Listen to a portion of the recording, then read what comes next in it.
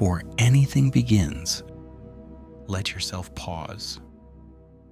Not because something important is about to happen, but because nothing urgent is required right now. The day trains the mind to stay prepared. Prepared for instructions, prepared for responses, prepared to move when something calls for attention. Even late at night, that habit often remains. You may notice it now, a part of your mind listening carefully as if it might need to do something next. That reflex is familiar to most people. It does not switch off easily.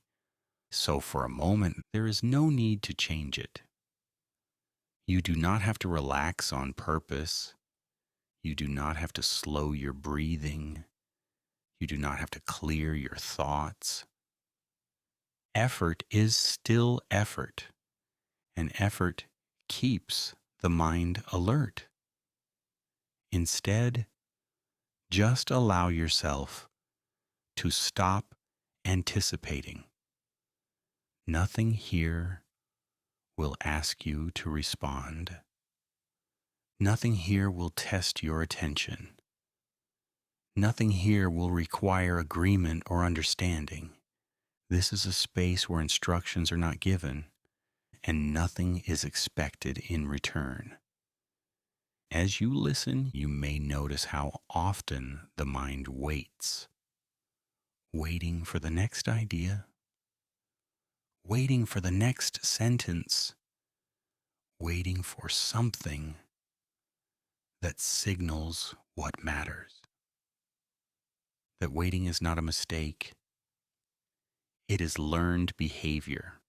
Most people are trained over time to stay oriented toward what comes next. Next steps, next explanations, next expectations. Tonight, that orientation is not necessary. If your attention softens, there is no need to bring it back. If a sentence passes without being fully heard, nothing is lost. The story does not depend on continuity. Late at night, the mind does not move forward the way it does during the day. It drifts. It circles. It revisits fragments without assembling them. That is not confusion. That is the beginning of rest.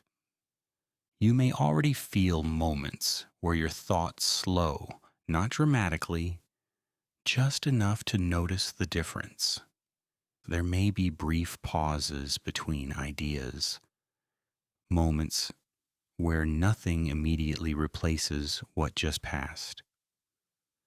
Those pauses are not empty. They are spaces where the mind stops checking whether it is doing something correctly. During the day, the mind often evaluates itself. Am I paying attention? Am I following? Am I keeping up? At night, those questions lose their urgency. There is no performance here, no correct way to listen, no standard to meet. You are not required to hold on to meaning. Meaning can come and go without consequence. If you find yourself listening closely at first, that is natural. The mind often wants reassurance that the environment is safe before it lets go. Nothing here will interrupt you. Nothing here will surprise you. The rhythm will remain steady, even if your attention does not. You may notice that time begins to feel less defined. Minutes no longer separate themselves clearly. Moments stretch, then fade, without needing to be counted. This is not something you have to encourage. It happens when the mind stops organizing. As the body settles, you may feel heaviness in small ways. A sense that holding yourself upright requires slightly more effort than before. A feeling that stillness is no longer uncomfortable. These changes do not need to be acknowledged.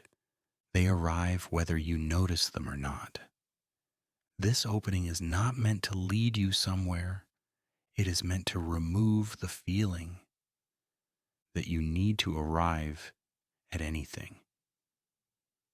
There is no destination in the next few minutes, no conclusion waiting at the end, only a gradual release from the habit of monitoring. If thoughts appear, let them appear. If they dissolve before finishing, let them dissolve. The mind does not need to complete every pattern. Completion is a daytime requirement. At night, unfinished thoughts can rest. You may notice that familiar ideas arise. Work, responsibilities, conversations, plans, and then quietly drift away. There is no need to follow them. They do not lead anywhere useful right now. They are simply echoes of momentum. Momentum fades on its own when it is no longer fed. This is not a story designed to hold attention tightly. It does not reward focus with clarity. It does not build tension. It exists alongside your thoughts, not in front of them. If you fall asleep while listening, nothing important is missed. If you remain awake, there is nothing you need to remember. The experience does not depend on outcome. That absence of pressure is part of what allows rest to happen. You may find that certain phrases feel familiar without knowing why. A sense of waiting, a feeling of restraint, the idea of holding back rather than moving forward. These impressions do not need interpretation. They can remain vague the way background sounds remain vague when you are no longer trying to identify them. As the minutes pass, your attention may become less deliberate. Listening turns into hearing. Hearing turns into something closer to presence, not focused, not distracted, simply there. This is where the mind begins to release its grip on the need to manage itself. There is nothing here that requires approval, nothing here that demands judgment. Thoughts are allowed to exist without being evaluated. That permission alone often brings relief. If at any point you lose track of where you are in the story, do not search for it. The story does not progress in a way. That requires orientation. It moves gently, the way late night thoughts move. When they no longer serve a task, soon the story will begin to speak more directly, not loudly, not urgently. It will not ask you to follow it closely. It will simply continue whether you listen or not. For now, let the effort of staying alert soften. Let the habit of waiting for instruction loosen. Nothing is about to be required of you. And when the story begins in earnest, it will do so without needing your attention. Tonight is not about Roman legions marching across continents.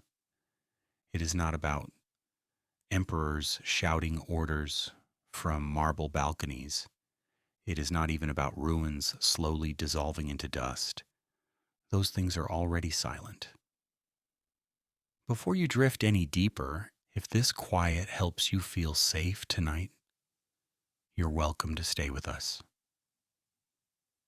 Subscribing softly keeps this place gentle and lets these nights continue. Now, rest.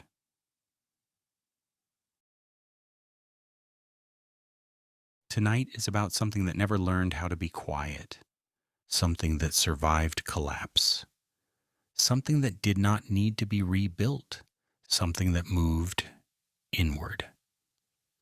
Because Rome did not vanish when its borders fell. It adapted. It stopped living in stone and started living in people. Not in laws you can point to, not in buildings you can photograph, but in habits, in instincts, in the small automatic choices you make without remembering when you learned them.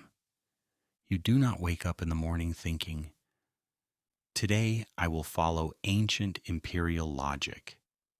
You just do. You organize your day around expectations no one formally explained. You feel uneasy when you are unproductive. Even when nothing urgent exists, you hesitate before speaking. Not because you were told to be silent, but because silence feels safer. You wait. Sometimes for permission, sometimes for clarity, sometimes simply because waiting feels correct. And none of this feels strange. That is Rome's greatest success. Empires usually fall when people stop believing in them. Rome fell when people stopped noticing it was there. Because Rome learned something that most systems never do. Force is temporary. Fear is unreliable. Belief fades. But habit is patient. Habit survives disaster. Habit survives reform. Habit survives time. Rome understood that if you shape how people think long enough, you no longer need to control what they do. And you can remove the guards. You can dismantle the banners. You can even erase the language. If the structure lives in the mind, the system remains intact. Rome did not merely govern land. It trained attention. It trained expectation. It trained restraint. Not loudly and not violently. Slowly. So slowly that people never noticed they were being taught. Generation after generation, Rome refined a mental architecture more durable than roads or aqueducts. An architecture built not from stone, but from repetition. Stand here, wait there. Speak later. Trust the process. Follow the order. Over time, these instructions stopped sounding like commands. They started sounding like common sense. And common sense is the hardest thing to challenge. Tonight's story is about that invisible structure, the one behind your routines, the one inside your assumptions, the one shaping how you interpret effort, success, failure, and rest. It explains why modern life feels strangely heavy even when nothing dramatic is happening. Why you can be exhausted without having done anything obviously wrong. Why efficiency feels promised but rarely delivered. Why frustration feels personal even when it is clearly systemic. This is not history you memorize. This is history you inhabit. You feel it when filling out a form that makes no sense, when waiting in a room designed to be uncomfortable, when apologizing to someone who did nothing to help you. You feel it when productivity becomes morality, when rest requires justification, when obedience feels responsible and resistance feels childish. Rome taught people not only how to behave, but how to evaluate themselves. If something goes wrong, you look inward. If the process fails, you assume you misunderstood it. If the outcome feels unfair, you tell yourself it must still be correct. This reflex is ancient. It is not humility, it is training. Rome did not need people to feel powerful. It needed them to feel manageable. And manageability does not come from cruelty. It comes from normalization, from repetition, from ritual, from systems that exhaust rather than confront. This is why Rome's legacy feels calm, orderly, and strangely comforting even when it restricts you. Discomfort delivered quietly feels natural. And once something feels natural, it stops being questioned. So tonight, this is not a story about overthrowing systems. It is a story about recognizing them, because recognition changes posture. It allows you to experience frustration without self-blame. It allows you to rest without guilt. It allows you to comply without confusing endurance for identity. So dim the lights, lower the volume of the world. Let the day loosen its grip, because Rome is about to speak again. Not in Latin, not in commands, not in laws, but in familiar thoughts that sound very much like your own. And once you hear them clearly, you will understand why silence can be louder than power ever was. Thinking in lines, thinking in order. Rome did not fear chaos because it was immoral. It feared chaos because it could not be priced. Chaos does not submit reports. It does not follow schedules. It does not respect hierarchies. And for an empire obsessed with control, unpredictability was the most dangerous cost of all. Order, even painful order, was preferable. An orderly mistake could be managed. An orderly injustice could be justified.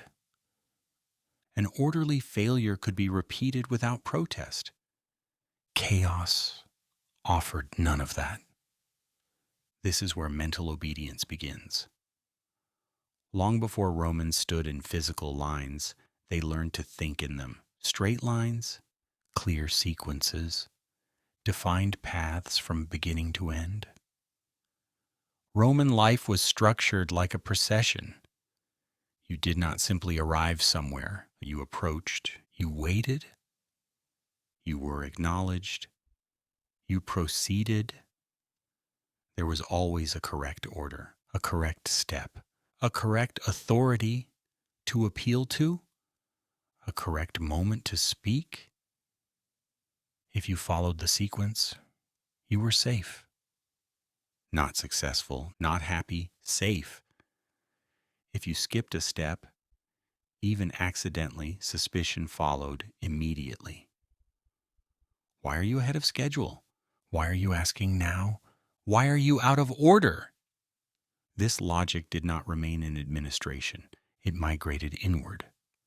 Romans learned to organize their thoughts the same way Rome organized its streets.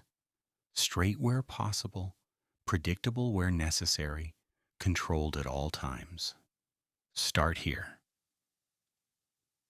proceed there. Do not jump ahead. Do not improvise. Wait your turn. And above all, trust the process. Even when the process hurts. Even when the process delays. Even when the process makes no sense. This way of thinking does something subtle. It trains patience, but not wisdom. You learn how to endure steps without questioning their purpose. You learn how to wait correctly, but you do not learn how to evaluate whether waiting is necessary at all. Rome valued this distinction deeply. A population trained to endure will tolerate almost anything. A population trained to evaluate becomes dangerous. This is why Roman order prized sequence over understanding. You did not need to know why something worked. You only needed to know how to move through it. Modern life still rewards this mindset. Those who ask why too early are labeled disruptive. Those who ask why too often are labeled difficult. Those who skip ahead, even successfully, are viewed with suspicion. Meanwhile, those who comply smoothly are praised, professional, reliable, easy to work with. Rome would recognize this immediately, because Rome taught people that good thinking looks orderly. Thoughts should arrive neatly. Questions should be timed correctly. Insights should be presented in approved formats. Messy insight is unsettling. Emotional clarity disrupts procedure. Spontaneous understanding threatens hierarchy.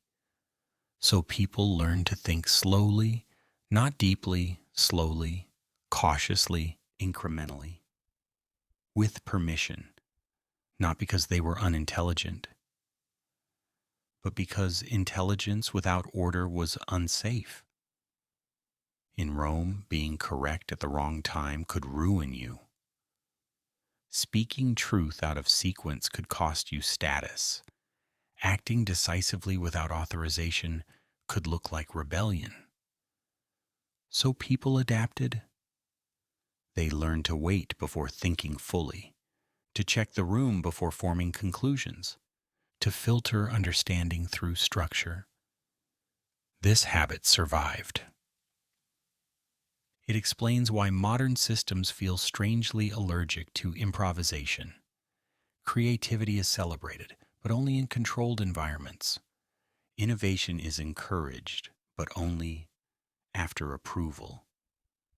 Originality is welcome, as long as it fits the template.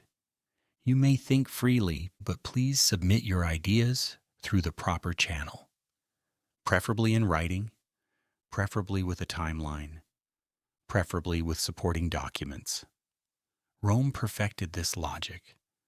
Once people internalize linear thinking, they stop imagining alternatives.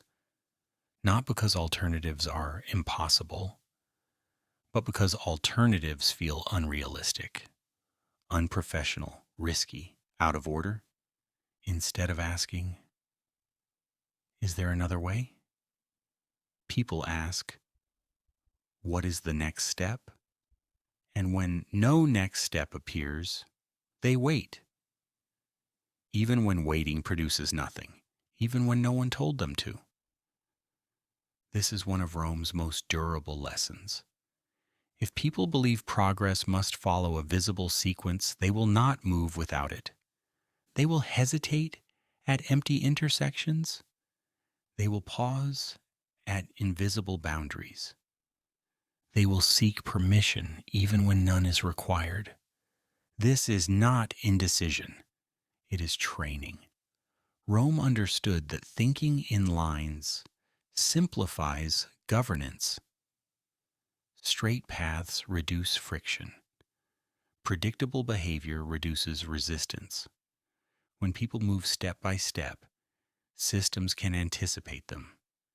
When people think step by step, systems remain unchallenged. This is why deviation feels uncomfortable. Not immoral, just wrong. You feel it when someone skips the process, even if the outcome is harmless, even if it helps everyone. Something about it irritates you. That irritation is not ethical judgment, it is conditioning. Rome trained people to associate order with safety, and once safety becomes the priority, wisdom becomes secondary. So people endure. They follow steps that lead nowhere. They repeat procedures that fail consistently. They trust systems that have not earned trust because the alternative, thinking outside the line, feels dangerous. This is the quiet power of linear thinking. It does not convince you that the system is good. It convinces you that deviation is bad. And once that belief settles in, control becomes effortless. No guards needed and no threats required, just lines. In thought, in behavior, in expectation. So the next time you feel hesitant to act without instruction, unsure how to proceed when steps are missing, or uncomfortable when clarity arrives too quickly, remember that hesitation is not intuition. It is ancient, it is Roman, and it has been guiding minds far longer than it ever guided bodies. Confusion as authority. Rome did not fail to make its systems understandable. It succeeded at making them intimidating. This distinction matters. Clarity empowers people to move confidently. Confidence encourages independence. Independence invites resistance. Rome wanted none of that, so it built systems that felt heavy before they were ever tested. Language was the first tool. Roman law was not written to be read easily. It was written to be respected. Sentences stretched longer than attention. Terms repeated with slight variations. Clauses nested inside clauses like corridors leading nowhere. This was not confusion by accident. It was confusion as authority. If a document felt difficult, it felt important. If it felt important, it felt legitimate. People assumed meaning existed even if they could not reach it. And when meaning feels distant, obedience feels safer than interpretation. This logic spread everywhere. Contracts, edicts, petitions, appeals. The more complex the system, the less likely people were to challenge it, not because they agreed, but because they assumed someone else understood better. Rome trained people to defer to complexity. If you were confused, that meant the system was working. Confusion signaled expertise. It separated those who belonged inside the structure from those who stood outside it. Modern systems inherited this perfectly. When faced with an incomprehensible process, people rarely say, "This should be clearer." They say, I must be missing something." They reread instructions. They search for guides. They blame themselves quietly. This reflex is Roman. Rome taught people that confusion is not a flaw of the system. It is a test of the individual.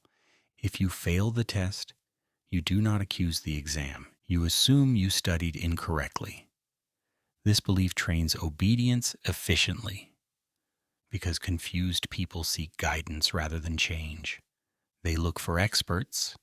They defer to specialists. They surrender interpretation. Rome loved experts. Not because experts always solved problems, but because experts stabilized hierarchy. If understanding requires training, then authority belongs to those with access. Confusion creates dependence. Dependence creates control. This is why Roman legal language never simplified over time. It grew denser. As the empire expanded, systems became more complex, not less. Not to accommodate diversity, but to preserve authority. Simple rules invite argument. Complex rules end discussion. When a process is difficult to grasp, people stop debating fairness. They focus on survival. They ask, what do I need to do to get through this? Not, should this exist at all?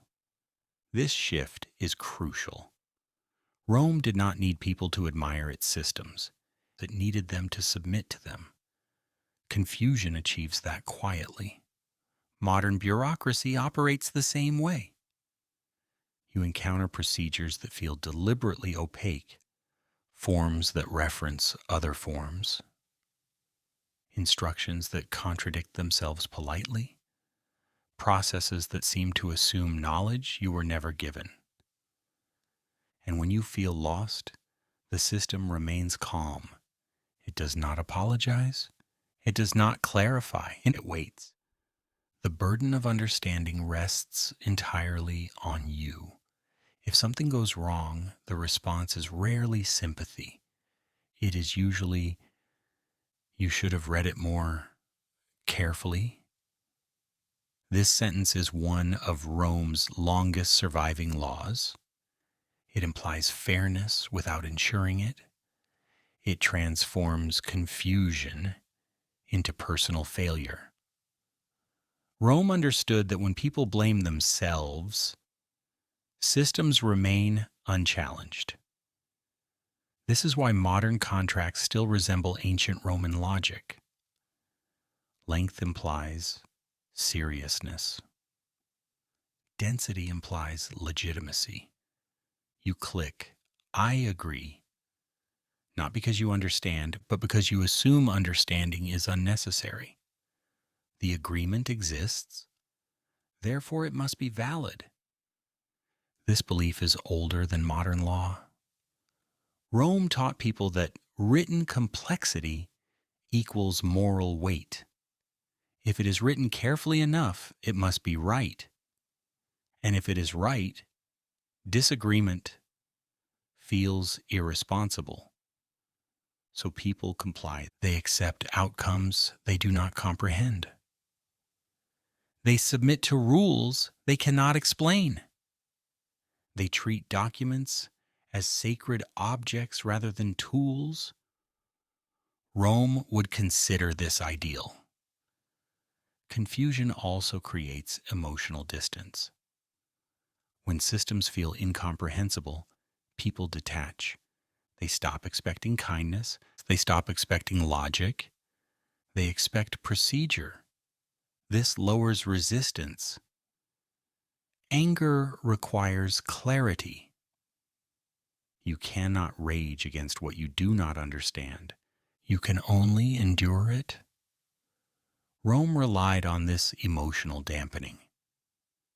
A confused population is a quiet population. Modern life preserves this perfectly. When something goes wrong, you navigate menus. You listen to automated voices. You wait for options that lead nowhere. No one is cruel. No one is helpful. The system simply exists. And existing systems feel harder to fight than human ones. Confusion also protects those in power. If no one fully understands the system, no one can be held responsible for it. Errors dissolve into process. Blame disappears upward. Each individual performs their role correctly. If the outcome is harmful, it is unfortunate, but technically correct. Rome adored this logic. Technical correctness absolves moral responsibility. Modern institutions still worship it. This is how it's done. These are the rules. This is the procedure. These phrases end conversations. not because they are convincing, but because they feel final. Confusion gives authority the appearance of inevitability. If something is too complex to grasp, it feels permanent. And permanence discourages challenge. Rome understood that people fight what feels temporary. They adapt to what feels eternal. So complexity became insulation. The thicker the system, the harder it was to penetrate. Over time, people stopped trying. They accepted confusion as part of life, a background condition like weather. You do not argue with weather, you dress accordingly. Rome taught people to dress mentally for confusion, to carry extra patience, to expect delays, to accept not knowing. This expectation survives. People now say things like, "That's just how it works." That sentence contains no explanation, and none is required, because confusion no longer demands resolution. It demands tolerance. And tolerance is easier to maintain than understanding. So the next time you feel overwhelmed by a system that seems deliberately unclear, remember this. Your confusion is not accidental. It is structural. It is inherited. It is doing exactly what it was designed to do. And the fact that you feel small inside, it does not mean you are unqualified. It means you are standing inside a Roman tradition that learned long ago how to turn not knowing into obedience. Silently, efficiently, and without ever raising its voice. Busy as a moral identity. Rome did not worship work because it loved productivity. It worshipped work because work kept people occupied. An occupied mind does not wander far. An occupied body does not gather easily. An occupied population does not ask dangerous questions. Rome understood this long before the modern world learned how to monetize exhaustion. In Roman culture, being busy was not merely practical, it was moral. A good citizen was a visible one, moving, serving, participating in the rhythm of obligation. Idleness was not neutral. It was suspicious. A person with too much free time might start thinking, and thinking when unstructured was risky. So Rome framed constant activity as virtue. To work was to contribute. To rest too freely was to withdraw from order. This belief did not disappear with the empire. It intensified. Over time, busyness stopped being something you did. It became something you were. Modern society inherited this perfectly. People no longer say, "I have value." They say, "I'm busy." Busyness is proof of relevance. Busyness is evidence of importance. Busyness is the modern confession of worth. And the absence of busyness feels like a moral failure. Rome trained people to associate stillness with danger. Not physical danger and social danger. If you were idle, you were not contributing. If you were not contributing, you were suspect. If you were suspect, attention followed. So people stayed busy, not always productive, just visibly occupied. Rome praised labor loudly but selectively. The elite spoke of duty while enjoying leisure. The lower classes absorbed the lesson fully. Work was framed as character. Endurance became honor. Fatigue became proof. This uneven rule survived intact. Today, those with power enjoy flexibility. those without internalized guilt. People apologize for resting. They justify taking breaks. They explain why they are not working even when no explanation is required. This guilt is ancient. It is Roman. Rome did not teach people how to rest. It taught them when rest was permitted. And permission was always conditional. Rest came after obligation, after service, after visible effort, never before. So people learned to delay rest indefinitely. There was always one more task, one more form, one more email, one more responsibility. Rest became something earned, not necessary. Modern systems rely on this internal pressure. No overseer required. People push themselves. They monitor their own productivity. They judge their own stillness. This is efficient control. Rome would have admired it. Busyness also hides inefficiency. If people are constantly working, no one has time to question whether the work matters. Processes repeat without scrutiny. Meetings multiply. Tasks exist because they existed before. Rome loved this kind of motion. Movement without progress feels purposeful. It creates the illusion of momentum. Modern life reflects this perfectly. People attend meetings that produce nothing, complete tasks that resolve nothing, follow procedures that lead nowhere. And when exhaustion sets in, the response is rarely to question the system. It is to work harder. This reflex is not ambition. It is obedience disguised as dedication. Rome trained people to endure rather than evaluate, to push through rather than step back. Stepping back feels irresponsible because stepping back creates space. And space allows clarity. Rome did not want clarity. It wanted continuity. Busyness also simplifies identity. When people define themselves by what they do, they stop asking who they are. I'm working. I'm occupied. I'm dealing with things. These statements end reflection. They prevent deeper questions from forming.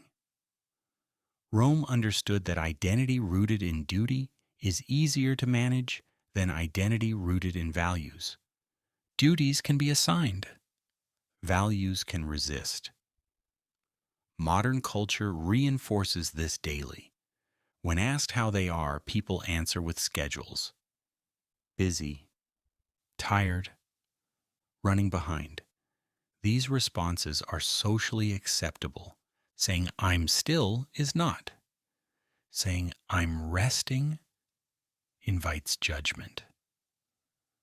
Saying I'm doing nothing sounds like confession.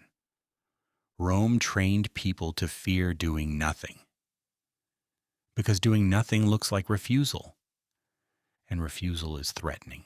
This fear explains why modern rest is often performative. People rest with guilt. They scroll while resting. They multitask while relaxing.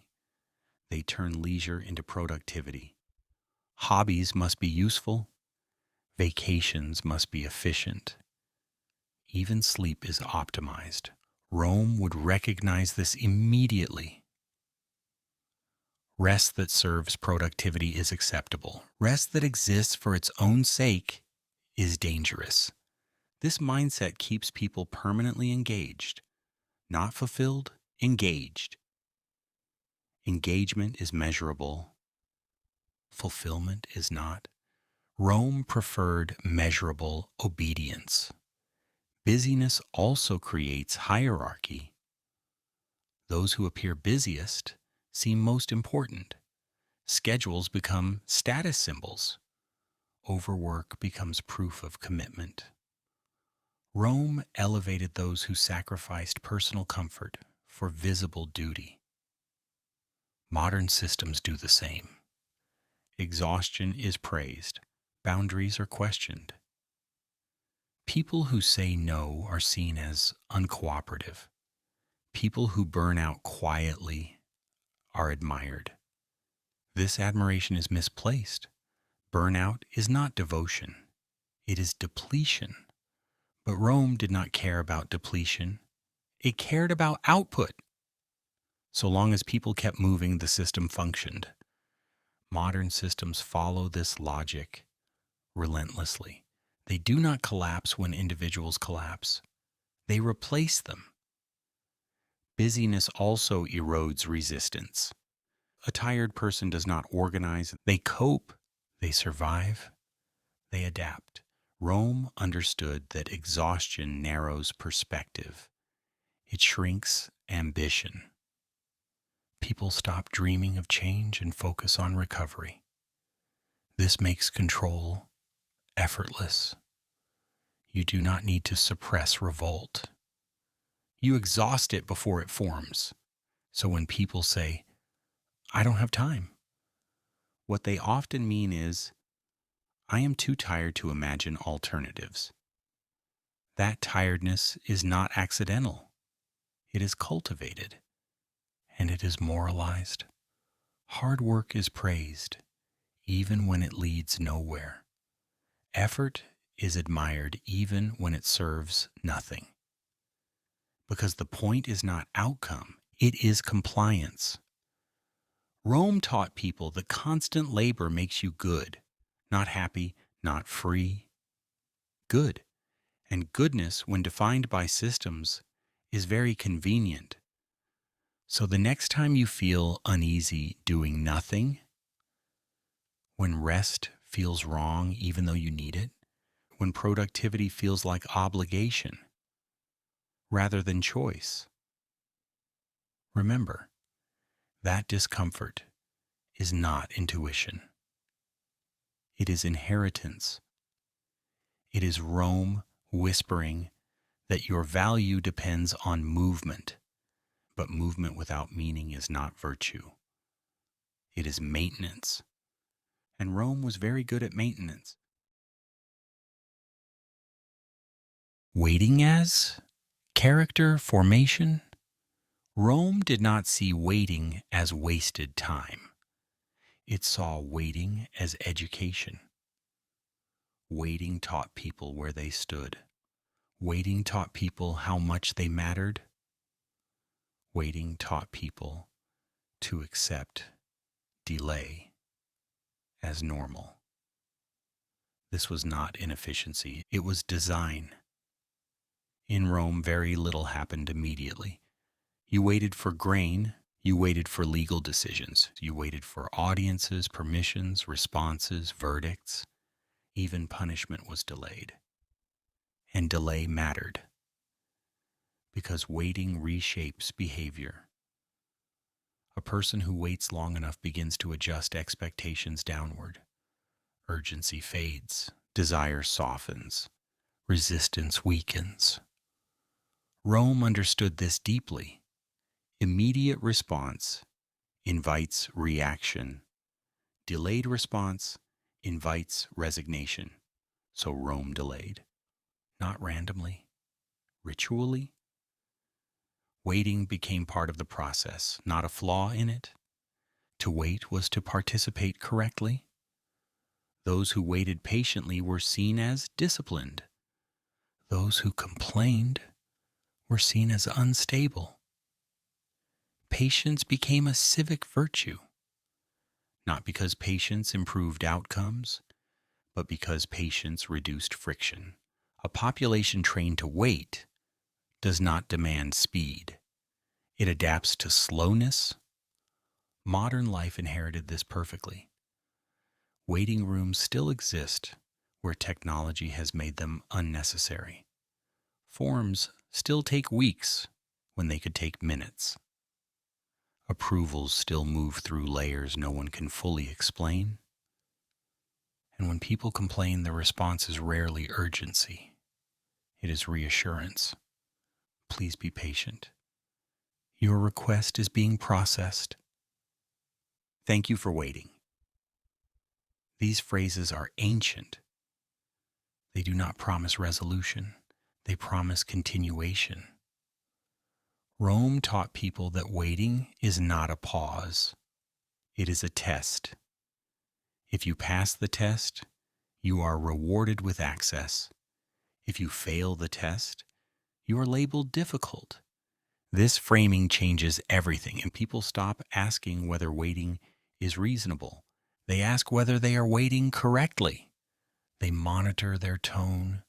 They manage their frustration. They apologize for delays they did not cause. Waiting becomes character training. Rome did not need to threaten people. Waiting itself did the work. Long waits discourage impulsive action. By the time a decision arrives, emotion has cooled. Anger fades into fatigue. Fatigue settles into acceptance. This is not accidental. Rome understood that time is a tool. A well-timed delay can neutralize outrage more effectively than force. Modern systems rely on this constantly. When a system fails you, it rarely confronts you. It postpones you. It asks you to wait longer, submit again, try later. Each delay reduces momentum. People lose the energy to escalate. They begin to doubt whether it is worth continuing. And eventually, many stop. Not because the issue is resolved, but because they are exhausted. Rome saw this as efficiency. Waiting also creates hierarchy.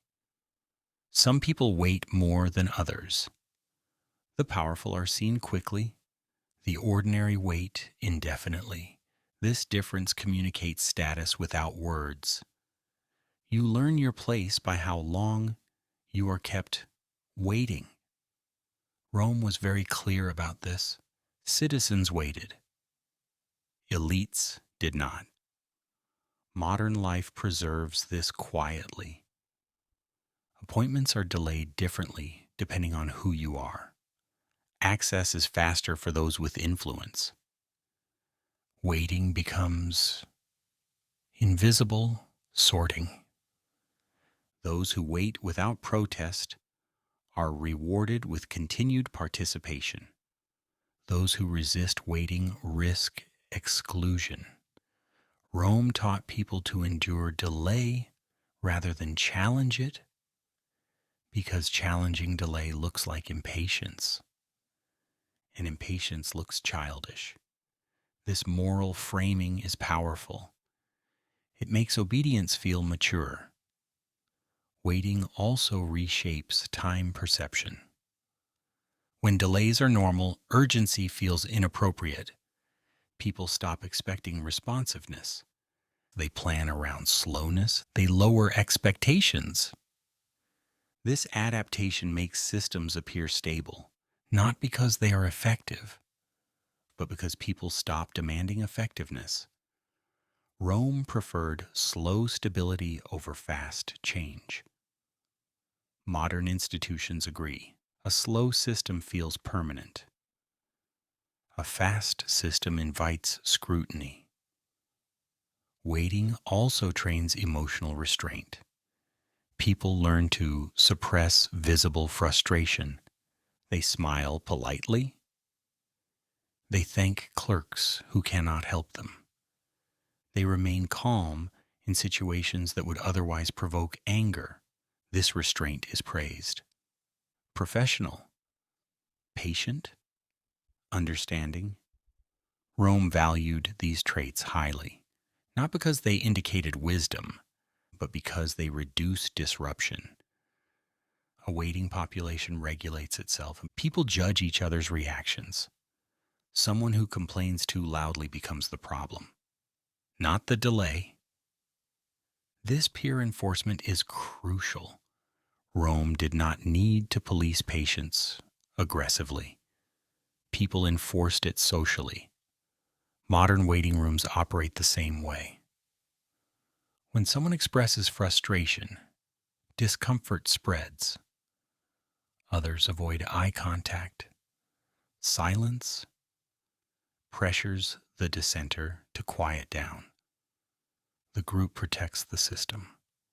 Waiting becomes normalized suffering. Shared, quiet, unspoken. This is one of Rome's most effective lessons.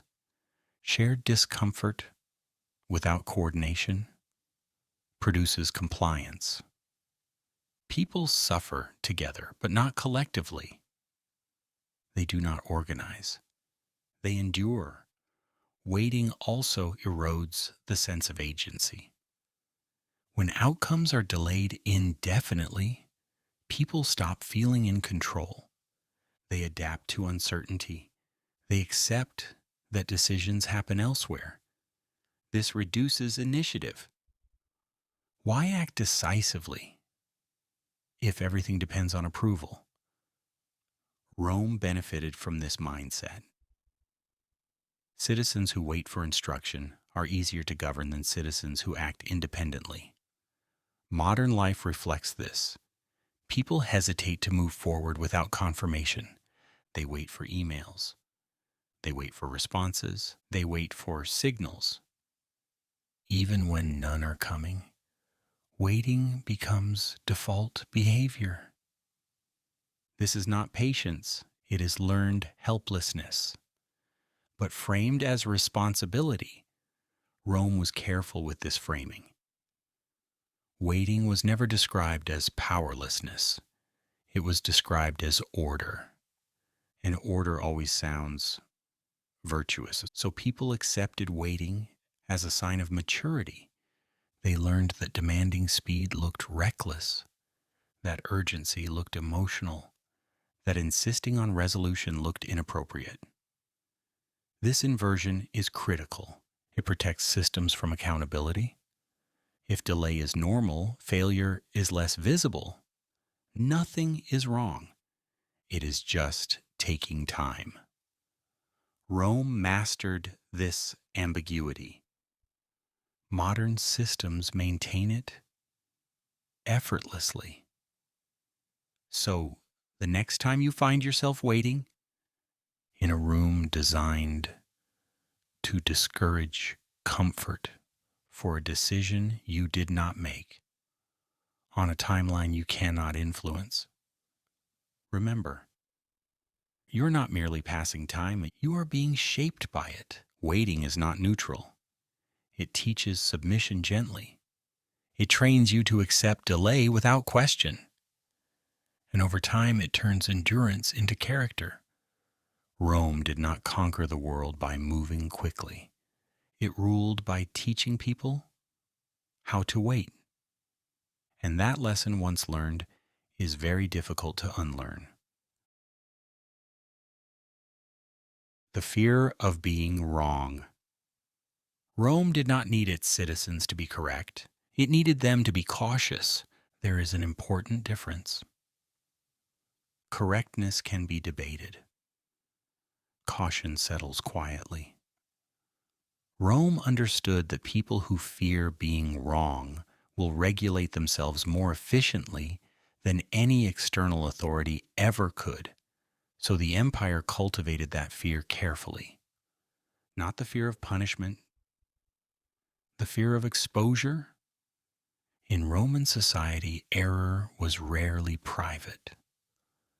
Mistakes unfolded in public spaces, forums, courts, assemblies, markets. To be wrong was not simply to fail. It was to be seen failing. And being seen mattered more than the error itself. Rome did not punish every mistake harshly. It punished a few mistakes visibly. That was enough. Because fear spreads faster than law. People learn to associate error with humiliation, a misplaced word, a procedural misstep, an incorrect appeal to authority. Each carried the risk of social damage, and social damage lingered.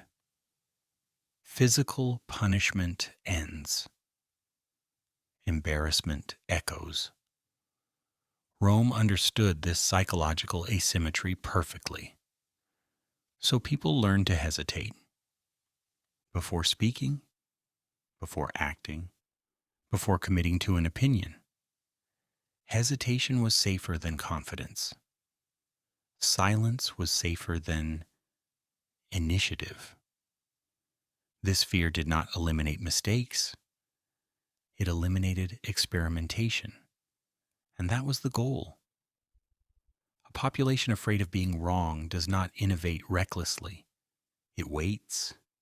It observes. It copies what has already been approved.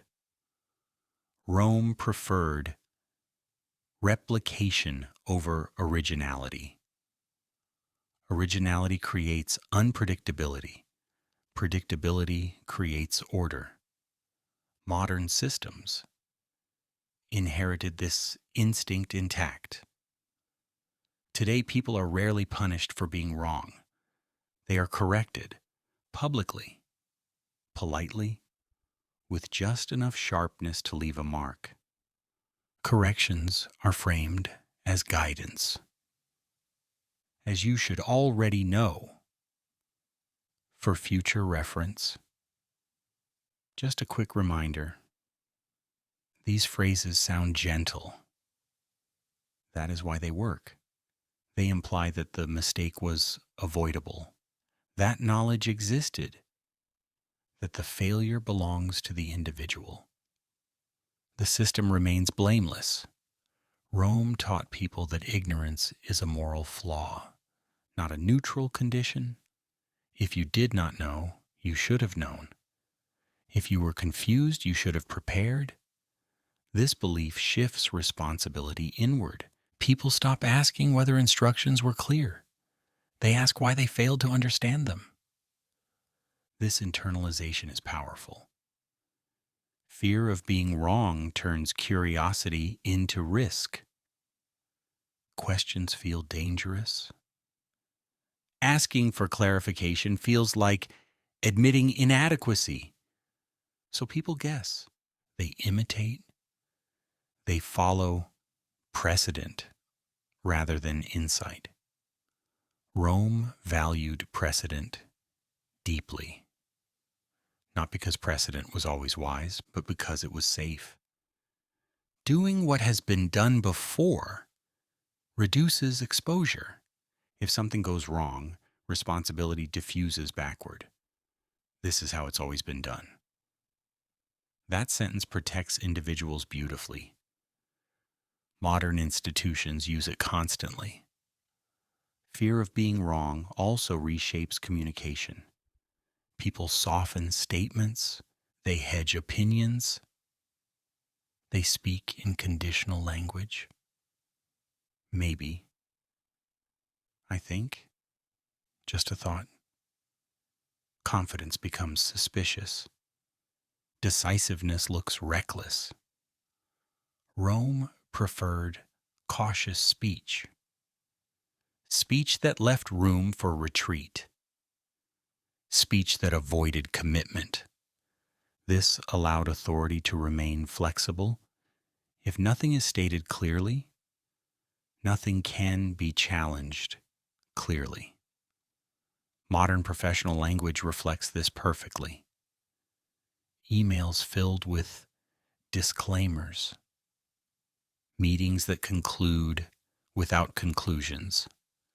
Documents designed to avoid responsibility. Fear of being wrong keeps everything tentative. Tentative systems are difficult to hold accountable. Rome understood that fear does not need to be loud. It needs to be ambient, ever present but rarely acknowledged. People carry it with them, like they replay conversations, They second-guess decisions. They anticipate correction before it happens. This anticipation is the real discipline. Once people begin correcting themselves internally, external enforcement becomes unnecessary. Rome achieved this. Modern systems benefit from it daily. Fear of being wrong also isolates. When people feel uncertain, they withdraw. They avoid sharing incomplete ideas. They wait until thoughts are fully formed. But thoughts are rarely fully formed in isolation. So silence grows. Rome preferred quiet minds, not empty ones. Quiet ones. Minds that think privately but act cautiously. This prevents collective momentum. If everyone waits until they are certain, nothing moves, except the system itself. Fear of being wrong also reframes failure. Failure is no longer a learning process. It is evidence of incompetence. This reframing discourages risk. People choose safe options even when they are ineffective. Rome valued stability over progress. Modern systems echo this preference. People follow failing procedures because deviating feels riskier than continuing something broken. This is not irrational, it is trained. Rome taught people that the cost of deviation outweighs the cost of inefficiency. So systems persist, even when everyone knows they do not work. Fear of being wrong also explains why authority figures are rarely challenged. Challenging authority risks error. If you are wrong, consequences follow.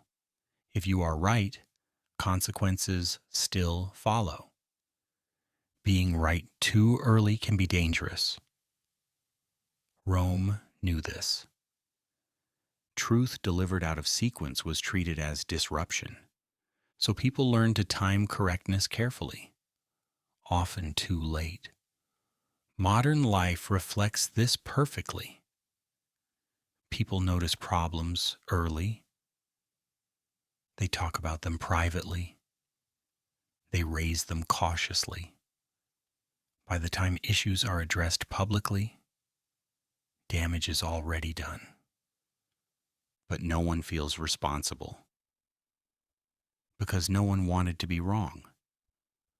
Fear of being wrong also shapes identity. People begin to see themselves as cautious, careful, risk-averse. These traits are praised, responsible, measured, thoughtful, but beneath them is avoidance. Avoidance of exposure, avoidance of judgment, avoidance of standing alone. Rome rewarded this temperament, not because it was virtuous, but because it was manageable. A population afraid of error is easy to steer. They move slowly. They seek consensus. They wait for approval. They do not surprise authority. Modern institutions rely on this deeply. They do not need loyalty. They need hesitation. So the next time you find yourself holding back a thought, double-checking a decision unnecessarily, or choosing silence because speaking feels risky, pause. Ask yourself whether you are protecting accuracy or protecting safety, because fear of being wrong rarely protects truth. It protects order. And Rome built its order on that fear very carefully, not by shouting, not by threatening, but by teaching people that being wrong hurts more than being silent. That lesson still works, quietly, reliably, every day. self-censorship as safety. Rome did not need to silence everyone. It only needed people to silence themselves. This is the most efficient form of control ever invented. When censorship is external, it creates resistance. When censorship is internal, it creates order. Rome learned this early. Direct suppression is loud. It leaves evidence. It creates martyrs. Self-censorship leaves nothing. No chains, no trials, no ruins, only pauses. In Roman society, people learned quickly which thoughts were safe to express, not because rules were written clearly, but because reactions were predictable. A raised eyebrow, a delayed response, a subtle shift in tone. These signals were enough. Rome trained people to read rooms before reading laws. If a thought caused discomfort, it was shelved. If a question disrupted flow, it was withheld. If an opinion risked embarrassment, it was edited internally. This editing became automatic. People did not feel oppressed. They felt responsible. And responsibility feels virtuous. Self-censorship works because it disguises fear as maturity. Rome praised restraint, not restraint born of wisdom. Restraint born of anticipation. Anticipation of reaction. Anticipation of correction. Anticipation of social cost. So people learn to scan their thoughts before releasing them. Is this appropriate? Is this the right time? Is this phrased correctly? Most thoughts failed these internal checks. They never left the mind. This is not silence, it is filtration. And filtration shapes reality. Rome understood that ideas never expressed, never need to be opposed. They simply disappear. Modern systems rely on this constantly. The people say, it's probably not worth mentioning. Or, I don't want to make things awkward. Or, it's not the right forum. These phrases sound reasonable. That is why they are dangerous. They replace expression with caution. Rome taught people that safety lies in withholding. If you do not speak, you cannot be wrong. If you do not question, you cannot be exposed. If you do not challenge, you cannot be corrected. This logic is seductive, especially in environments where error carries social cost. Self-censorship also preserves hierarchy. When people filter themselves, authority remains unchallenged. Leaders do not need to assert dominance. They are protected by silence. Rome benefited from this deeply. Critics rarely needed to be punished. They removed themselves. Modern organizations mirror this perfectly. Ideas that challenge structure are softened. Concerns are rephrased until harmless. Dissent is translated into suggestions. By the time a critical thought reaches authority, it has been neutralized. This is not collaboration. It is dilution. Rome understood that control does not require unanimity. It requires quiet. Self-censorship also changes how people think. When expression is risky, thought becomes conservative. People avoid unfamiliar territory. They stay within known frameworks. They repeat accepted ideas with minor variations. This creates intellectual stagnation disguised as stability. Rome preferred stability. Modern systems agree. Innovation is praised rhetorically, but constrained practically. think outside the box, as long as the box remains intact. Self-censorship keeps the box safe. It also creates internal conflict. People notice problems, they sense contradictions, they feel discomfort, but they suppress expression. This suppression does not eliminate the thought, it traps it. Over time, trapped thoughts turn inward. Frustration becomes self-doubt. Anger becomes anxiety. Clarity becomes exhaustion. Rome did not need to punish people harshly. It let them punish themselves quietly.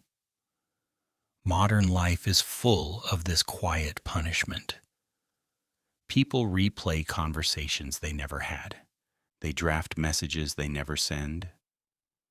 They imagine outcomes that never occur.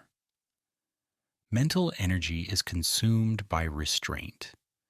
This drains resistance before it forms.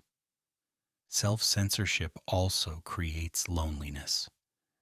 When people do not express their real thoughts, they assume others do not share them. They feel isolated. They believe discomfort is personal. Rome understood this effect. Isolated individuals do not organize.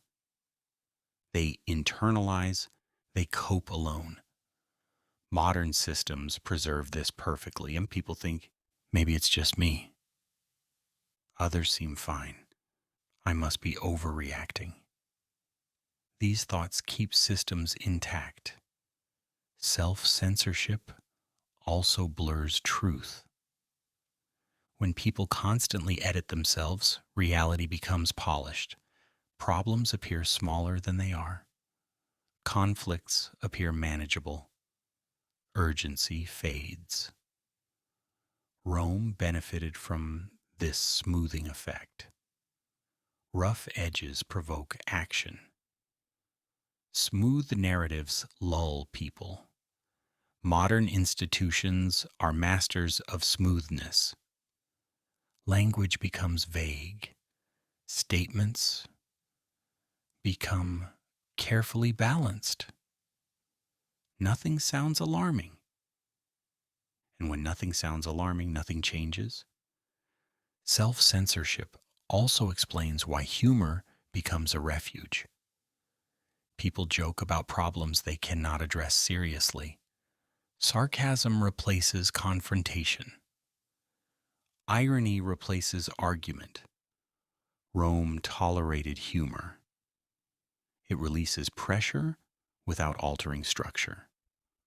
Modern culture does the same. We laugh at bureaucracy, we mock inefficiency, we share memes. And then we comply because humor feels safer than challenge. Self-censorship is not enforced, it is learned. Children learn it early. Do not ask that, do not say that, do not point that out. By adulthood, censorship feels like instinct. Rome perfected this education. It taught people not what to think, but what not to say. This distinction matters because unsaid thoughts leave no trace. They cannot be debated, they cannot be recorded, they cannot inspire others, they vanish, and systems remain unchanged. So when you hesitate before speaking, when you soften a truth until it loses meaning, when you decide silence feels safer than clarity, remember, that impulse is not wisdom. It is history. It is Rome whispering that safety lies in restraint. And restraint, when universal, becomes control. Not through force, but through absence. The absence of voice. The absence of challenge. The absence of risk. Rome did not need to censor everyone. It taught people to censor themselves. And that lesson still holds quietly, efficiently, and without ever announcing itself. Why freedom feels uncomfortable. Rome spoke often about freedom. It celebrated it publicly. It carved it into language. It referenced it in law. But Rome was careful about what freedom actually meant. Freedom did not mean openness. It did not mean absence of structure. It did not mean choosing without consequence. Freedom meant knowing your place within order. Anything beyond that was not freedom. It was instability. Rome understood something deeply unsettling. People do not fear chains as much as they fear emptiness. Rules, even harsh ones, tell you where you stand. Boundaries, even unfair ones, tell you where not to go. True freedom removes those markers. And without markers, many people feel lost.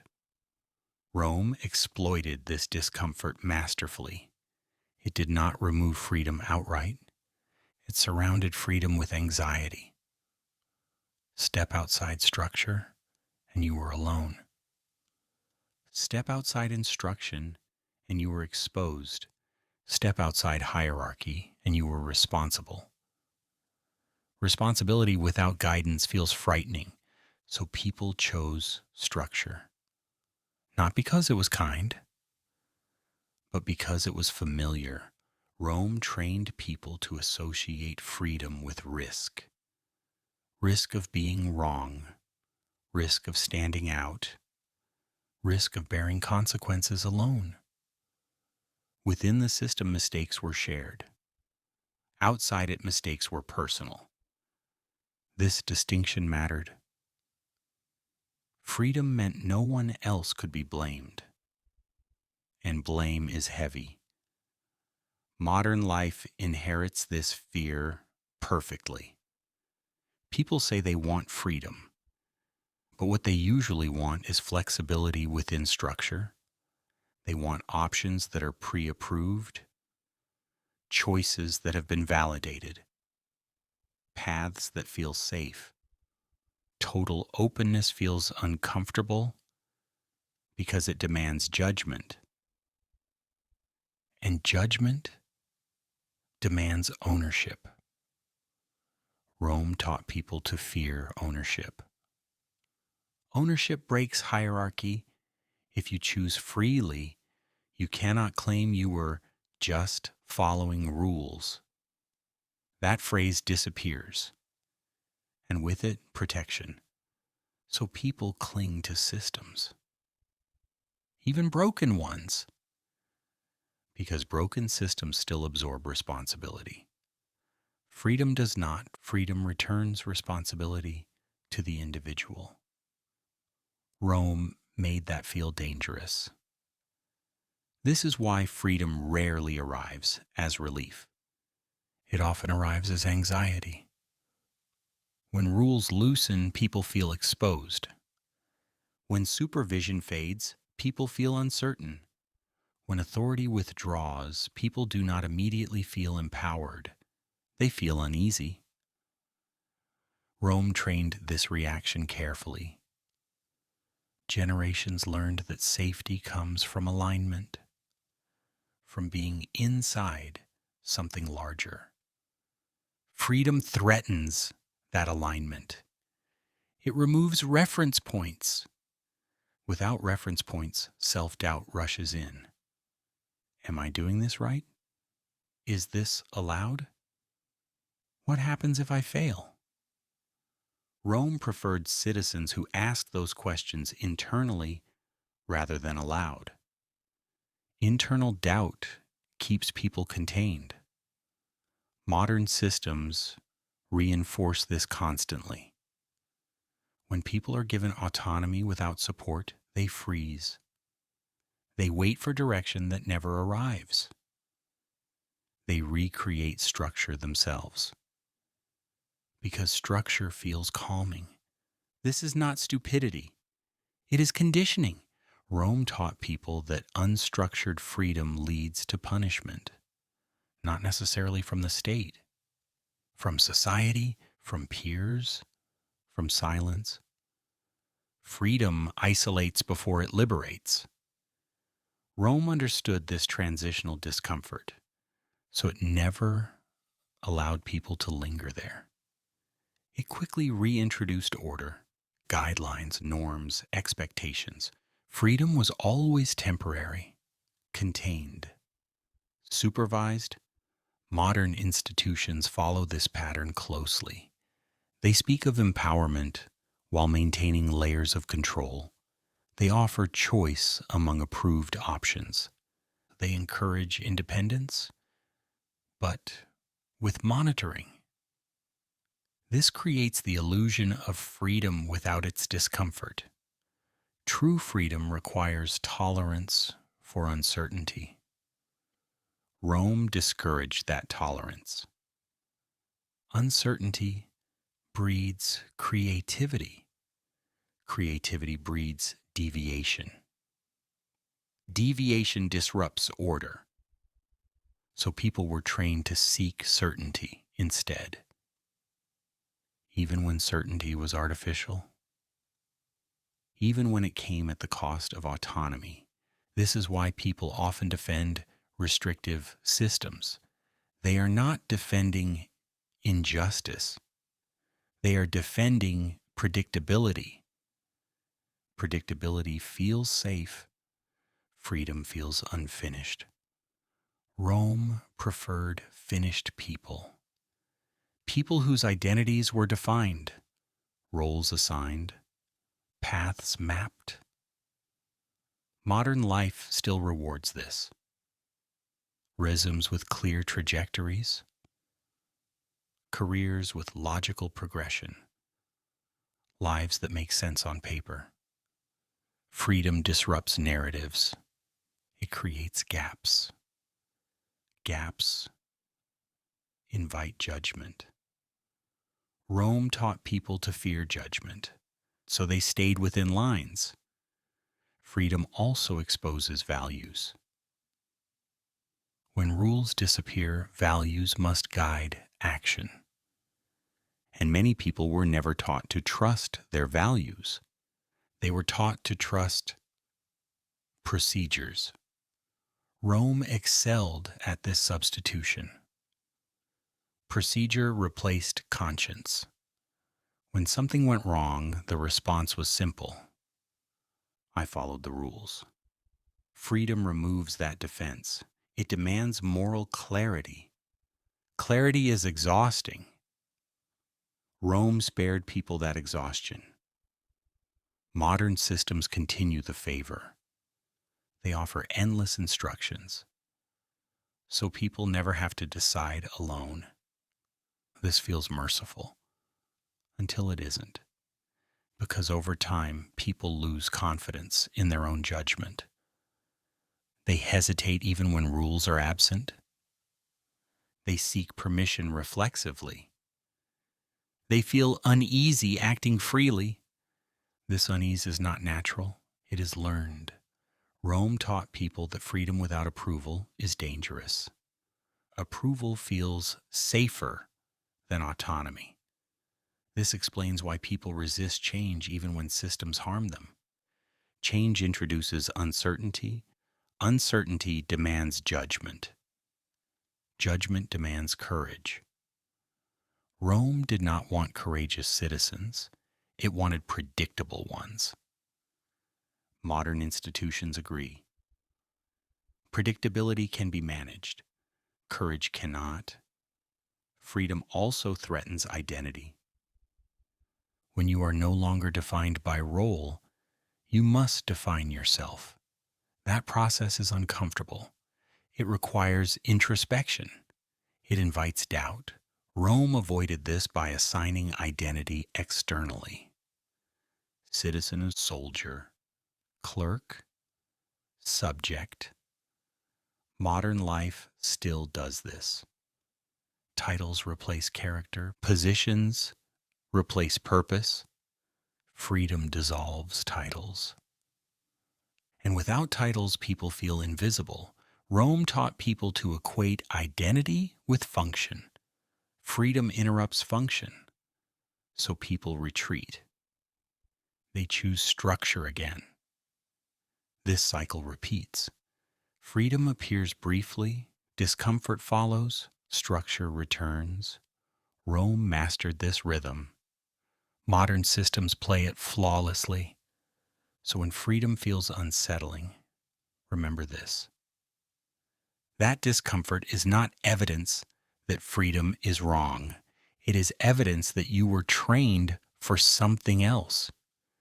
You were trained for guidance, for instruction, for alignment. Freedom removes the rails. It asks you to walk without them.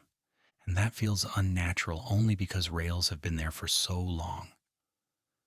Rome built them carefully, quietly, patiently, and once installed, they are difficult to imagine living without. But discomfort does not mean danger, it means transition. And transitions are always uneasy. Rome avoided them, and you do not have to. Thinking like the system. At some point, Rome no longer needed to instruct people what to do. They already knew. Not because they had memorized laws, but because they had absorbed logic. The system had moved inside them. This is the final stage of control, when people stop thinking about the system and begin thinking as the system. Rome understood that enforcement has limits. Guards grow tired. Rules are forgotten. Authority weakens over distance. But habits endure. So Rome shifted focus. Instead of managing behavior, it shaped perception.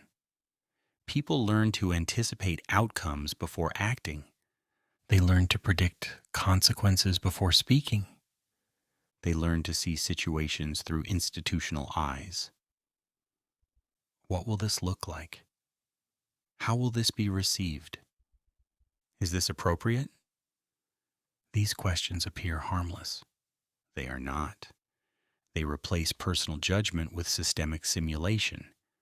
You no longer ask, is this right? You ask, will this cause trouble? That shift is subtle, and once it happens, resistance becomes rare. Rome trained people to think procedurally. Life became a sequence of evaluations.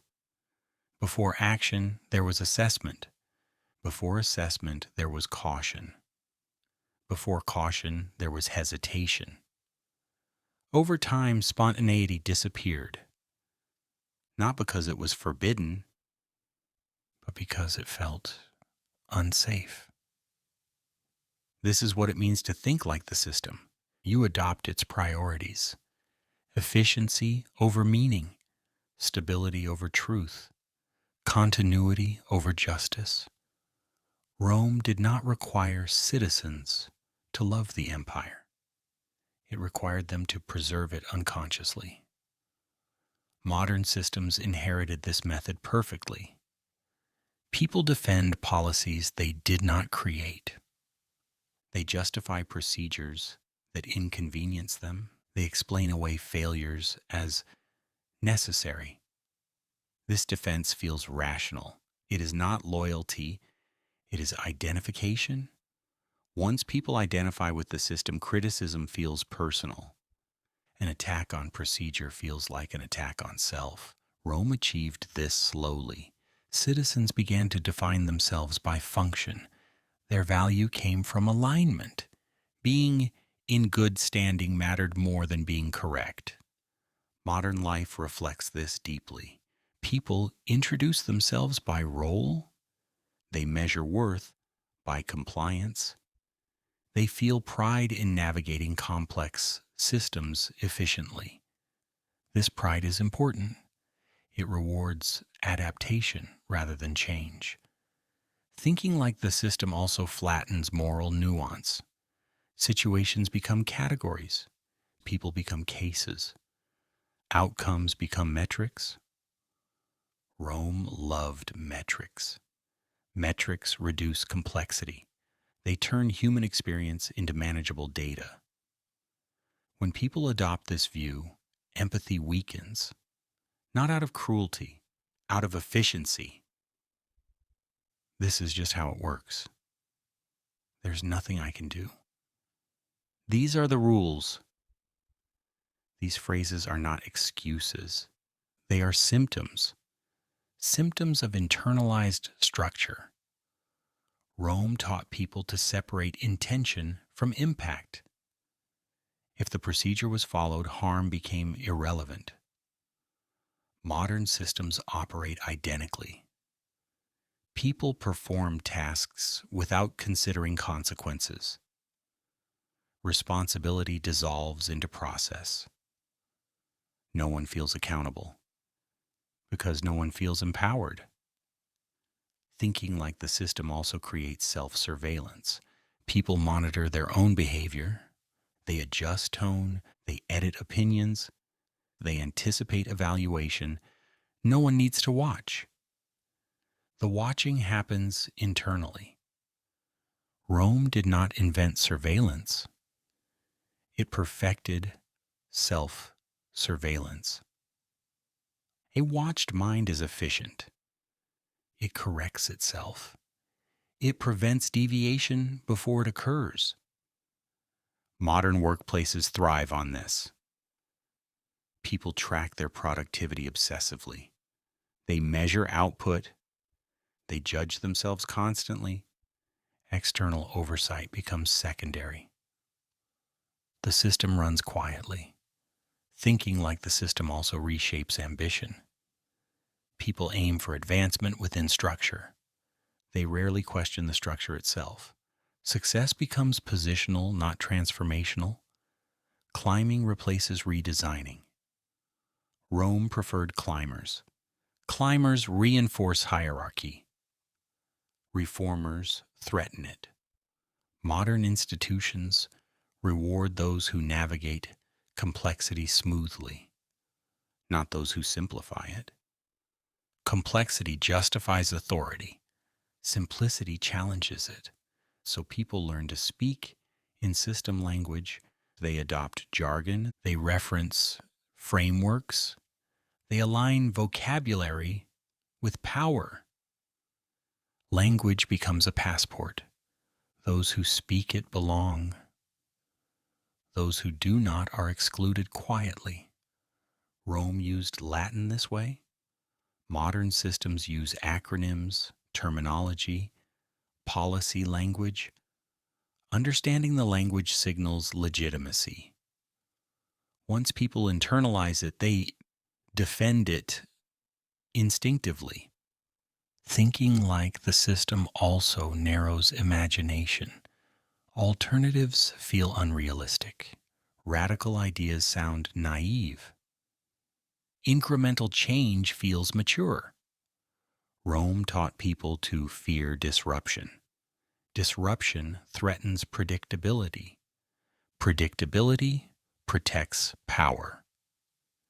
So imagination is constrained. People dream cautiously.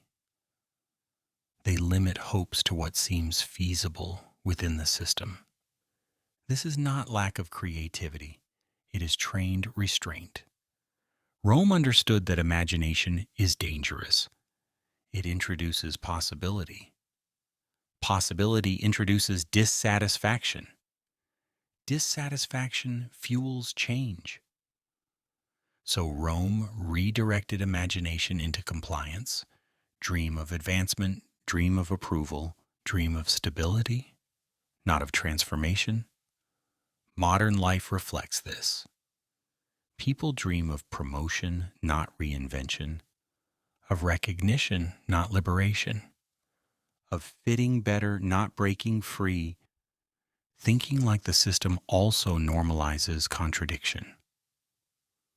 People accept conflicting rules, inconsistent outcomes, illogical procedures. Because systems do not need to be coherent, they need to persist. Rome thrived on contradiction. Different laws for different classes, different expectations for different roles. People learned to navigate inconsistency rather than challenge it. Modern systems operate the same way.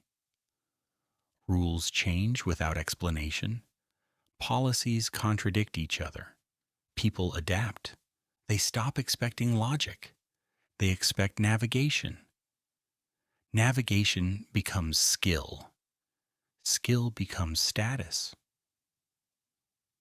Rome rewarded navigators. Modern institutions do too. Those who can survive confusion gain prestige. Those who question confusion are marginalized. Thinking like the system also explains why people defend inefficiency. If inefficiency is familiar, it feels safe. Change introduces risk. Rome preferred predictable inefficiency over uncertain reform. Modern institutions agree. Systems remain slow not because speed is impossible, but because slowness preserves hierarchy. Those who control pace control power. Thinking like the system makes this invisible. People blame themselves for delays. They do not blame design. Rome taught people to internalize friction. So when systems fail, individuals absorb the cost. This keeps power intact. And perhaps the most unsettling part, once people think like the system, they teach it to others. They correct newcomers. They explain procedures. They enforce norms. Without realizing it, they become extensions of authority. Rome no longer needed to govern. Its citizens did it for them. Modern systems thrive on this replication. Power multiplies without effort. So when you catch yourself explaining rules you did not create, defending processes that frustrate you, or judging others for not navigating systems properly, pause. That is not reason speaking. It is inheritance. It is Rome still working, not through commands, but through thought. And thought, once shaped, rarely notices the shape it has taken. The quiet cost of never questioning. Rome did not forbid questions. It simply made them unnecessary. Unnecessary questions feel childish, inappropriate, disruptive. So people learned not to ask. Not because they were forbidden, but because asking felt pointless. And that is where the cost begins. Not loudly, not suddenly, quietly. The first cost of never questioning is stagnation. When people stop asking why, systems stop improving. Procedures repeat because they have always repeated. Rules persist because no one remembers who wrote them. Outcomes are accepted because alternatives feel unrealistic. Rome thrived on this inertia. Change is expensive. Maintenance is predictable. An empire does not need to be brilliant to survive. It needs to be stable. So Rome encouraged continuity over curiosity. Modern systems inherited this preference perfectly. People notice inefficiencies daily. They complain privately, they joke about them, and they adapt. But they rarely question structure because questioning feels risky. Risk disrupts routine. Routine feels safe. This safety is deceptive because stagnation accumulates quietly. Small inefficiencies compound. Minor injustices normalize. Temporary measures become permanent. And no one remembers when it began. The second cost is diminished imagination. Questioning opens possibility. Without questioning, possibility narrows. People stop imagining different ways of living, working, organizing. They adjust expectations downward. They aim for what seems achievable within the system. Rome taught people to dream modestly. Dreams that align with hierarchy are safe. Dreams that challenge it are dangerous. Modern culture reflects this deeply. Ambition is encouraged, but only upward. Reform is discussed, but only incrementally. Radical imagination is dismissed as unrealistic. This dismissal sounds practical. It is not. It is protective of existing arrangements. The third cost is moral fatigue. When people do not question systems, they absorb responsibility for outcomes they did not choose. They feel complicit without agency. They sense something is wrong but cannot name it. This creates exhaustion, a quiet, persistent tiredness. Rome relied on this fatigue. Tired people do not organize. They cope. They rationalize. They say things like, "That's just how it is." This sentence is a sigh disguised as wisdom. It ends discussion. It seals the system. The fourth cost is self-blame. When systems are unquestioned, failure feels personal. If something goes wrong, you assume you misunderstood. If the process fails, you assume you failed to follow it correctly.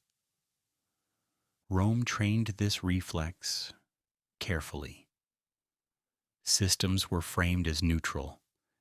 Individuals bore the burden of error. Modern life preserves this perfectly. People apologize to automated systems. They feel guilty for delays they did not cause. They internalize frustration as inadequacy. This self-blame keeps attention inward, not outward. Systems remain unexamined. The fifth cost is silence. Not the peaceful kind, the heavy kind. People notice contradictions, they sense injustice, they feel discomfort, but they do not articulate it, because articulation risks exposure. So silence spreads, not total silence. Polite silence, professional silence, the kind that allows conversation without meaning. Rome mastered this atmosphere. People spoke often, but said little. Modern life mirrors this. Meetings happen. Words are exchanged. Nothing changes. Silence does not always mean absence of sound. It means absence of challenge. The sixth cost is erosion of trust. When systems go unquestioned, trust is assumed rather than earned. People are told to trust processes they do not understand. Over time, trust becomes hollow. People comply without believing. They participate without conviction. This hollow trust is unstable. It does not inspire loyalty. It breeds cynicism. Rome tolerated cynicism. Cynicism does not revolt. It shrugs. Modern systems survive on this shrug. People do not believe in institutions. They endure them. Endurance is enough. The seventh cost is loss of agency. Questioning affirms agency. It says, "I have the right to understand." Without questioning, agency fades. People wait for instruction. They seek permission reflexively. They hesitate to act independently. Rome benefited from this hesitation. Citizens who wait are easier to manage than citizens who act. Modern life reflects this. People delay decisions until approval arrives, even when approval is unnecessary. They feel uneasy acting freely. Because freedom without validation feels risky, the eighth cost is normalization of harm. When harm emerges slowly, without questions, it blends into routine. Policies that disadvantage some groups become standard.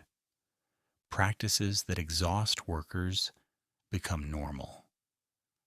Delays that deny access become expected. Rome did not create cruelty overnight. It normalized it gradually. Modern systems do the same. Harm does not announce itself. It accumulates quietly, and without questioning, it remains invisible. The ninth cost is loss of historical memory. When people do not question, they forget that systems were created. They begin to treat them as natural, inevitable, unchangeable.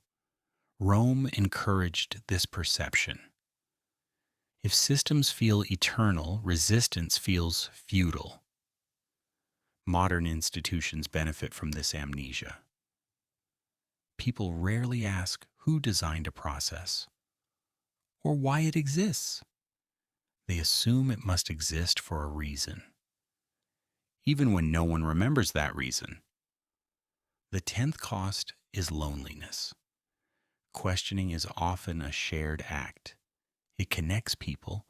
Silence isolates them. When individuals feel discomfort but assume others do not share it, they withdraw. They cope alone. Rome understood this isolation. Isolated individuals do not coordinate. They do not form movements. They internalize struggle. Modern systems preserve this isolation. People think, maybe it's just me. It rarely is. The quiet cost of never questioning is not dramatic collapse. It is gradual diminishment of curiosity, of courage, of connection. Rome did not need to suppress rebellion constantly. It prevented it from forming by teaching people to live comfortably inside unanswered questions. Modern life continues this lesson daily. So when you feel that something is wrong but cannot quite say why, when frustration feels familiar but unnameable, when systems exhaust you without openly harming you, pause. That feeling is not confusion. It is recognition without language. Questioning does not require rebellion. It begins with noticing that things could be otherwise, noticing that discomfort has a source, noticing that silence has a cost. Rome survived by teaching people to stop noticing.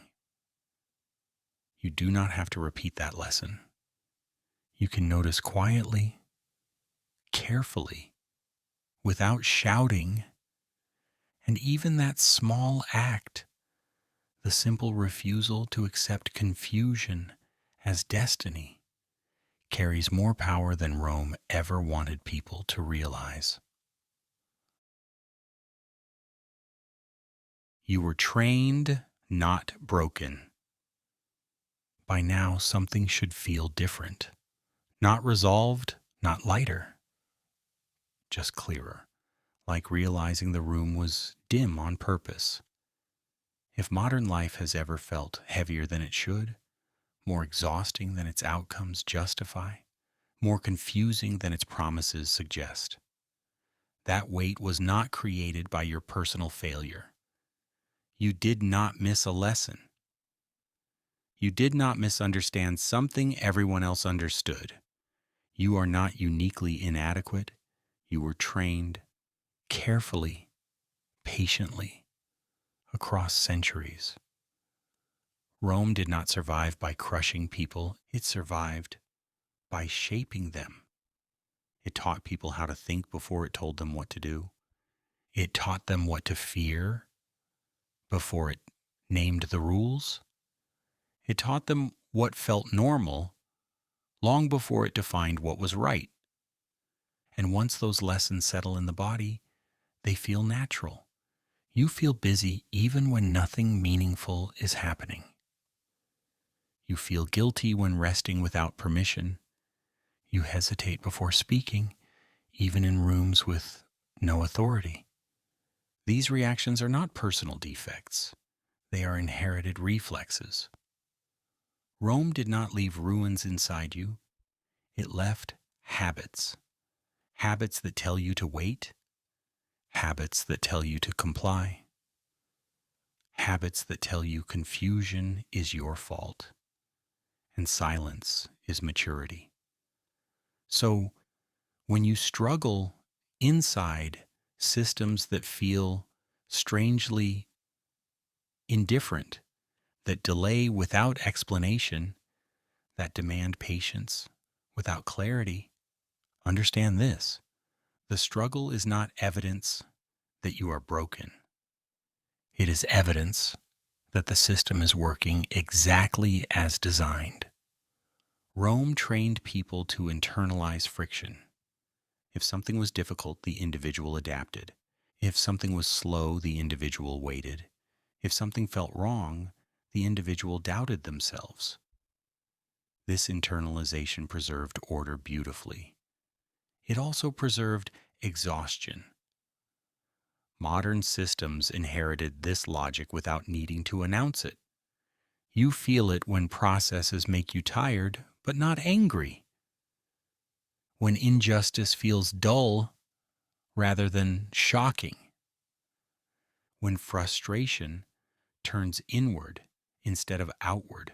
That inward turn is not weakness. It is conditioning. Rome taught people to convert discomfort into self-management.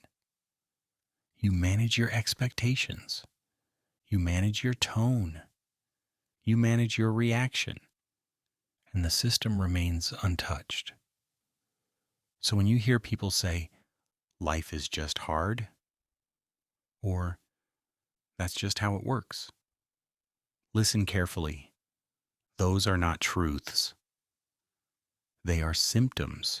Symptoms of training that has lasted longer than any single empire. But here is the part Rome never fully solved. Training shapes behavior. It does not erase awareness. You are still capable of noticing. Noticing when rules serve no purpose. Noticing when waiting teaches nothing. Noticing when silence protects harm. This noticing does not require rebellion. It does not demand confrontation.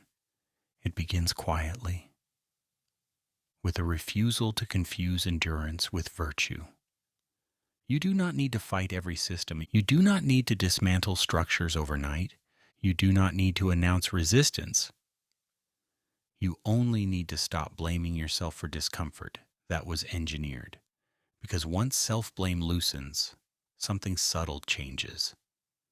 You rest without apology. You question without panic. You comply without surrendering identity. You begin to separate what is required from what is assumed. Rome relied on people never making that distinction. It needed obedience to feel like character. Once obedience feels optional, even quietly, the system loses something important. Not control. Legitimacy. This is why recognition matters more than revolt. Rome could handle anger. It could suppress violence. It could absorb complaint. What it struggled with was clarity. Clarity spreads. One person noticing is inconsequential. Many people noticing quietly reshapes reality. And noticing does not mean constant resistance. It means choice returns. You choose when to comply. You choose when to wait. You choose when silence serves you rather than the system. This choice is small, but it is yours. Rome trained people to feel small inside large structures, but smallness is a sensation, not a truth. It is produced by scale, repetition, and time. Once you recognize that, it loosens. You are still inside systems. You still navigate them. You still depend on them. But they no longer define you, and they no longer explain your worth. You stop measuring yourself by speed, compliance, or endurance. You stop treating exhaustion as proof of goodness. You stop mistaking silence for wisdom. This does not make life suddenly easy. Rome's influence does not vanish because it is seen, but seeing changes posture. You stand differently inside waiting rooms. You breathe differently inside procedures. You think differently inside silence. You no longer assume confusion means incompetence. You no longer assume difficulty means failure. You recognize patterns, and recognition is grounding because it reminds you that what feels personal is often historical. What feels like inadequacy is often inheritance. What feels like failure is often participation in systems that were never designed for human ease. Rome built for endurance, not well-being. Modern life still reflects that blueprint, but you do not have to internalize its judgments. You can navigate without worshiping. You can comply without believing. You can endure without identifying. And perhaps, most importantly, you can rest without guilt. Rest is not laziness. It is refusal to be defined solely by function. Rome feared rest because rest allows reflection. Reflection restores perspective. Perspective weakens control. That fear still echoes. So if you find yourself awake late at night, listening to this, feeling both tired and strangely alert, know this. You are not broken. You are not behind. You are not failing some invisible test. You are living inside a long historical shadow. And the fact that you can see it, even dimly, even quietly, means the training did not fully take. Good night, and rest without apology.